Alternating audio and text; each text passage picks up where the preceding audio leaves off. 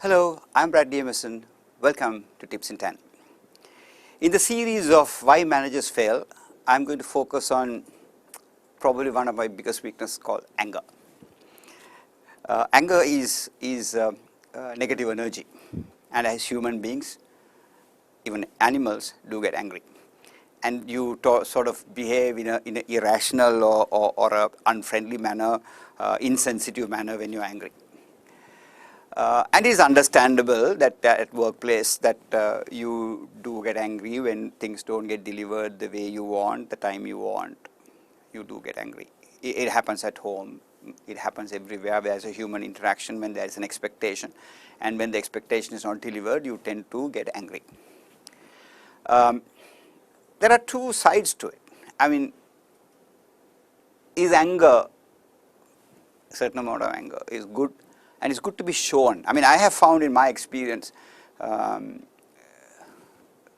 boss getting pissed off. I mean, that's what they would refer to me, and he seems to be pissed off. Sorry about the language, but I want to make it very relative to understand.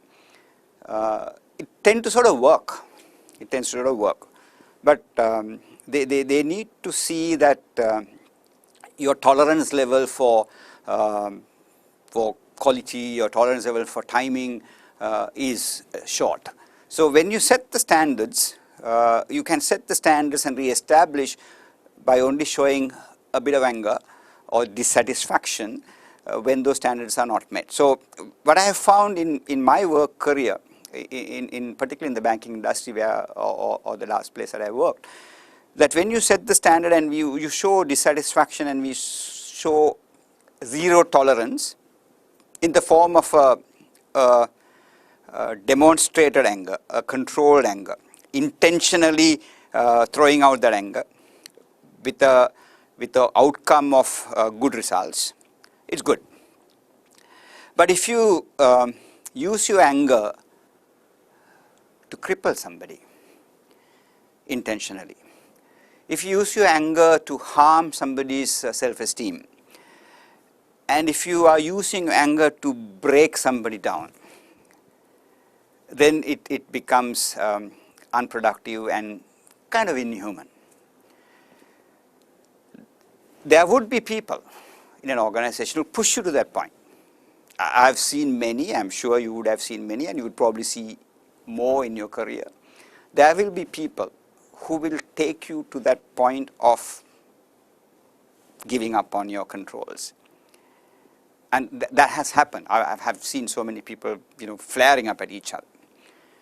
But that is something that is not only bad for them, it's bad for you. Because when you say anger is an energy, anger is an energy. Any energy, there is an optimum point. You take electricity, you take water force, you take air. Everything is nice. The wind has to blow at a particular speed that it doesn't uproot the trees. The rivers need to flow at a particular speed that they don't break the dams. You need to have electricity at a particular level so that they don't bust up your electrical items. So you need energy. Anger is the same. Anger is a similar thing like energy that is coming out of you, but it need to have the level that it is productive, like the wind, like the water, like the stream, and like the electricity supply. You got to have the right amount of energy that gives you the positive outcome. So I'm not saying don't be angry. I'm saying use it like the wind, the right amount so that it's pleasant, and then don't carry it. True leaders, if you look at them, they do get angry. And even if you look at some of the religious leaders, they have got angry. But that doesn't mean that you carry that as a grudge against somebody. If something happens, take your children. We get angry out of love. We punish them out of love. I mean, they wouldn't know when you are a child, you would wonder what's wrong with your parents. Only when you grow up, you will know the benefit of that anger. So we show that anger, you show the dissatisfaction. Anger is a form of dissatisfaction. you show that this is not acceptable. So you show that anger. So true leaders actually use this anger. True managers actually use this anger as a constructive energy, so that you express openly. Anger actually brings your real person out. It brings the real person out. Your true feeling comes out when you're angry. You can't pretend to be angry. You can pretend to be nice, but you can't pretend to be angry. The anger really brings out who you are. So it's very honest feeling that you throw out. So the people will get to know when you are angry, and just remember, as I mentioned earlier, it is not intended to break somebody down. It is not intended to make somebody feel small. It is not intended to destroy somebody's aspiration. But there are people who will try to push you to that point, and at that point just walk out. At that point, just walk out. I have had in my career many times where I have had conversations, and I have said, it's good for both of us if we don't continue this conversation, and I have walked out. I have put the phone calls down. I don't think we are going in the right direction. I think we should not be talking. I put the phone down. So, but you will find people pushing you to a point beyond your control. You tend to sort of show outburst. But good leaders, good managers in a workplace will have to use their anger as a positive energy. I mean, anger with your spouse, with your loved one, with your children is a different equation. I'm talking as a manager. When you have to demonstrate character, you use anger as a characteristic of your management style. As long as the intention of that anger is to align somebody. I mean, if you look at how the coaches scream when the team is on the field, how they get angry when they're on the field, what are they trying to do? They're trying to get the best out of you. They're trying to win the game, playing it the right way. So you have that energy. If you take anger as an energy, if it has the right way, you can drive. If the wind is good at the right speed, you can make energy through a windmill. If the water speed is good, if it is filling up the dams at the right level, it can create energy. So you need to use anger as a positive energy. You don't have to, I mean, you can't be a manager who does not respond whatever happens. You will get dissatisfied, you will set expectations, you will set standards.